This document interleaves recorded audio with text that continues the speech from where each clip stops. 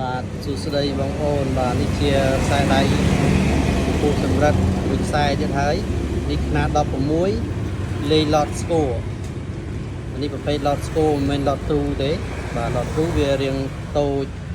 ជាងនេះបាទពេលនេះគេហៅឡតស្គរប្រភេទនេះគឺຂະຫນាតនេះគឺខ្ញុំអត់ដែលឡើងដែរបាទអត់ដែលធ្វើដែរ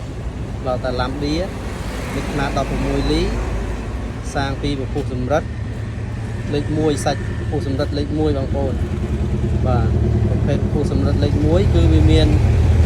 ជាតិអរ៉ែក្នុងនឹងច្រើនមុខអញ្ចឹងបានខ្ញុំហៅថាពពុះសម្រិតលេខ1អញ្ចឹងបងប្អូនអាចបើថាស្រឡាញ់អាចសួរលេងបានបងប្អូនម្ល៉េះសមរម្យឯបងប្អូន